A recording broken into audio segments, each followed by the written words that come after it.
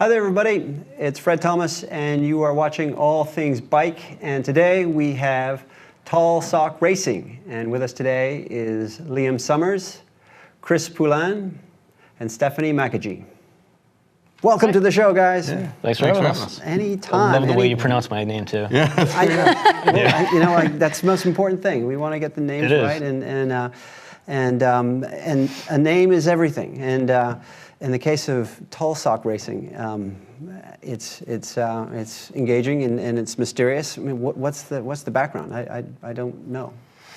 Well, as far as the history of the name, I guess 5 years ago, getting into competitive cycling, I didn't really know at the time that's what I was doing, but so you thought of it. You thought of it. You thought of the name. Actually, no, I didn't.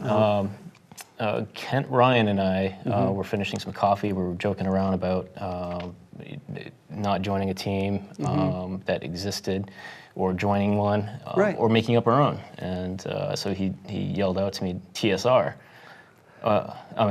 And so it said TSR is Tall Sock Racing, and we laughed about it for a long time. It's a silly name. A spontaneous moment that stuck with you. I mean, I thought it was everyone had to wear tall socks or maybe there was this moment in cycling fashion, which is, I don't know if that is an oxymoron or whatever. Partially, that is a thing. But a few years ago, people started wearing taller and taller socks. If you can be fashionable and tight spandex, it's kind of... Or to detract people from, the attention. But anyway, that's great. So, I mean, every organization has some sort of story behind the name, but this team has come a very long way since you guys first started. I mean, I think it's been 3 years now, at least, or we're on our fourth season. Fourth season, right. Starting our fourth season. And so the inspiration was to create a team that everyone could join, or explain a little more about the background. Oh, I think the motivation was to do something a little bit different than what we were seeing other teams do. We didn't want the attention to be the end result. We didn't want the emphasis to be on, just podium goals only. We wanted it to be a little bit more about growth, personally, growth within the team, the support that the team has to offer each other. And we wanted to make a community of a team. Right. All while still going for those normal team goals. Right. Yeah. Well, that's refreshing, and it's different. I mean, I think the mission statement, focuses on competition, competition, but also community access or participation and personal growth, and that's inspiring. I mean, because you can get on a team and find out it's like, how come you weren't on the podium this weekend? Well, I mean, we all go home and have our lives besides cycling. It's what? I know, crazy to believe it. But, no, I know. So I think that's kind of where it all comes from. Like, sure, you didn't get on the podium, but you were there. That's right. You turned up. You started. Yeah. And there are a lot of people. And that matters. Yeah, and I think the twist on it is exactly that. People are competitive on the team. Obviously, you want to have people who are interested in attaining goals for themselves and for the team and for your sponsors. But it's not a zero-sum game. It's about having a team that fosters development within the team. So people are learning to race and learning to support each other. As we all know now, bike racing is a team sport. It's not an individual endeavor most of the time, and so learning how to race as a team is part of the mission that we're doing, and getting folks who are involved in cycling, but we're a little bit nervous about joining some of the established teams because there's a pecking order and a hierarchy there that's hard to break into. Right, and some of those teams, they've been around longer, and the people have been there and doing it longer, so the entry level is higher, and so that's great. So you've able. How many people on the team now? I mean, I counted about 25. 19 right now, I think. 19, and you have a women's team, which is fantastic. So it's you're broadening the horizons quite a bit. Just give us a brief overview on the disciplines and the categories that the team typically participates in.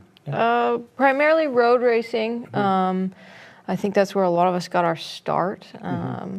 We dabble in a little of everything, though. If it's got two wheels and pedals, chances are one of us is riding it. Good. So there's definitely a broad range of skill and.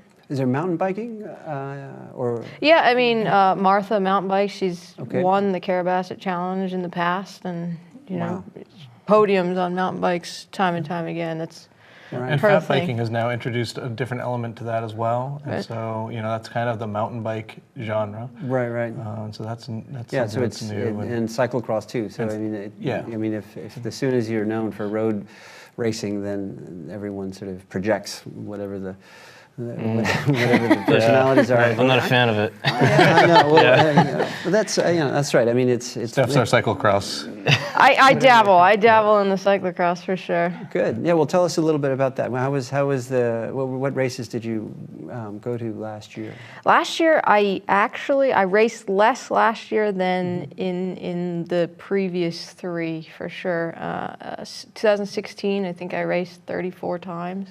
I think that's more than It's just a Most people, lot. certainly. Yeah, it's a lot. It consumes a lot of time. yeah. But I mean, that was like a very big year for me. I upgraded quickly and ended up at the back of the starting pack in UCI, cyclocross races, which is It's a totally different level. different totally ball different game. thing, yeah. And it's eye-opening, and you get to see so many feats of athleticism that you just can't even comprehend. But these people, they do it day in and day out and think Right. nothing of it. And Yeah, but you made it to that level, so that's a great achievement. yeah, and I enjoy it, and I have no, like false hopes of getting to that level. Yeah, I have a regular job and, Yeah, and well, that- regular responsibilities. But There you go. Well, you never know what can happen, and it's great that you're doing it. I mean, can you describe the New England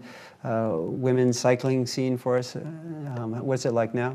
what is it like? It's developing, and it's awesome. Great. It's awesome. There are some women in the New England cycling scene that are tenacious when it comes to fair payouts for women versus men. Having fair start times and they're promoting races. Lydia Housley, down near the Boston area, she is front and center when it comes to women's racing in New England, and she's a wonderful person, and the things that she does for cycling, I can only dream about. And she's just one of many. That's just one example I can think of off the top of my that's great. head. I mean, and you're supporting her effort indirectly by just turning up and racing. Right, and her, sticking with it. that one race that she promotes, the Greenfield Crit is awesome. It's a I gotta try fantastic that race. one. It's Yeah. fantastic. It's fast, and It's in the height of summer too. So it is it's in the always height of gonna summer. be Yeah, I think it's Father's Day weekend usually, yeah. and it's a brutal course, but it's just a blast. She's made an event out of it. It's not just a bike race. Great. And the Yarmouth Bike Festival, or the Yarmouth Clam Festival, Yep. the bike race there has a women's category. Did you do it last year or? are you planning to do it Last next year, I don't think I did. I don't think I did it last year, but the previous 3 years, I think I did. Perfect. Yeah, and what about? Well, let's sort of zoom back out again and talk about the sponsors that you've retained, both new and old, and because they're instrumental to getting you out there and all of that. I mean, give us the overview. Yeah, a pretty broad swath of them. Pretty draws. Yeah, well, that's from definitely. national companies to more local companies. We picked up Stonewall Kitchen this year, which is That's a big one. Yeah, Great Maine awesome company. Yeah, right. Started, two guys who started that from the ground up and made a wonderful company out of that. Do they ride, or do they have a connection to bikes, or you just ask them? More or less just asked. Liam's a connection for us, I guess. So many degrees of separation. But, I think companies, values that we, hold. The companies that sponsor us, they hold similar values. So I don't think it's a complete leap for Right. many of them. Right. Yeah. No, that's right. They have a common spirit, perhaps. Right. And then I mean, now you have kit and clothing. Sure. Or sorry, clothing and bikes as well. I mean, Some nice clothing and Yeah, our kits are made by Verge, a company that I have grown to really like, and they've really treated us really well. Yeah, They're good they're products, but they're a good company Yeah, to work with. You know, there were a few errors along the way. Just jump on getting them correct. And yeah, it's not easy. I mean, the ordering kit so that it looks right and everybody's got the right stuff. But is they have difficult. an amazing tool set for designs, Right. and we've got really talented folks on our team who are really artistic with the designs of the kit, and that's sometimes hard to translate into onto a Right. piece of clothing. And they're really good at taking what we design and what comes out of our heads and putting that into a kit that's functional. And Yeah. their product is amazing. It lasts great. well. They Yeah, get yeah, a lot of yeah. miles in those kits out of Yeah, us. yeah. Over the Yeah, course of the and year. I always get compliments on it. Yeah, that's great. No, I mean it's part of the whole the process of running any kind of team.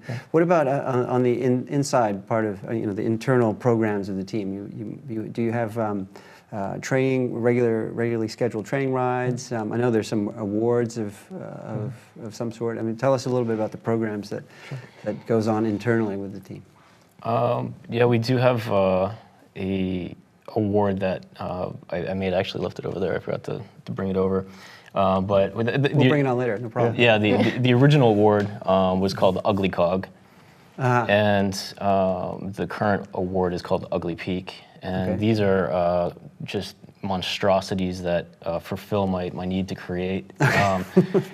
So I weld these things out of metal and then present them with a challenge, and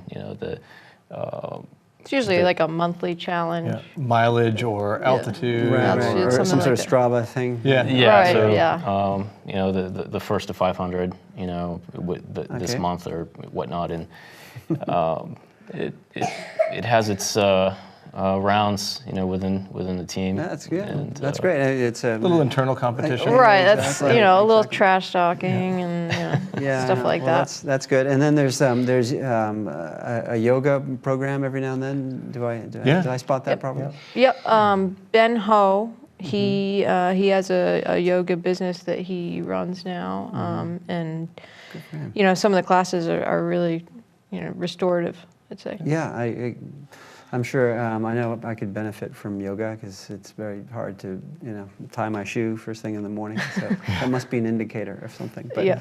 well, I mean, that's great. So it sounds like you've got your external things, the sponsors and the external part of it in place, and you've got internal programs going. So And we do internally, we do the normal training rides that Yeah. make sure the team is working together outside of just racing, but that we're training together, so we're comfortable riding together. And obviously there's a lot of training rides in this neck of the woods, right? So we jump in all of those, and it's a good way to gauge your progress physically as a team against the other teams that are all doing the same training rides, and see where we stack up and work on tactics and learn from those other teams as well.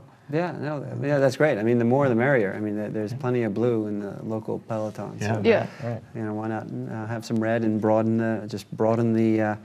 the feeder. Yeah, and that's all mechanisms. part of tall stock racing. Is no one in the right mind is going to hop on a bike tomorrow and just decide to line up for a race. know. That's What just are you not how it thinking? happens. Yeah, yeah. It happens at these group rides where people say, "Hey, you're pretty good at this. Why don't you?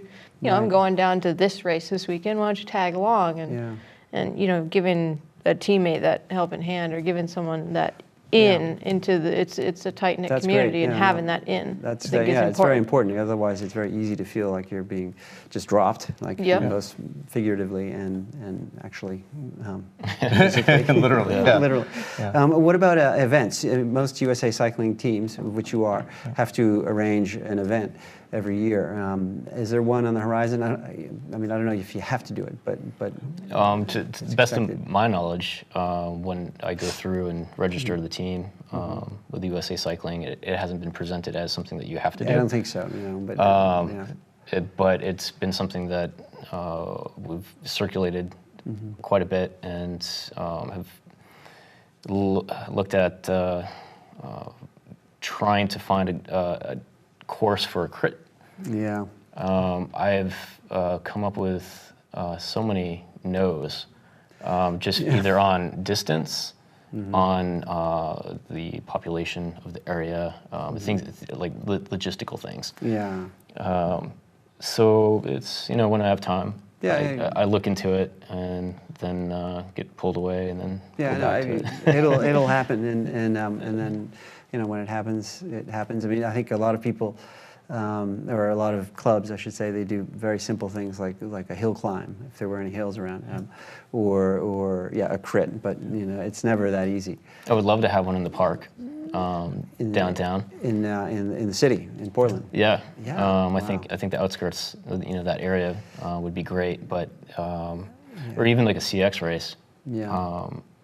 The course possibilities are pretty vast. Yeah, no, well, keep chipping away. I mean, and it'll be great when it happens. And but are there any events or races that you've targeted for next year that I think we're all geared up for the Crit Series. So the local that starts series. next month.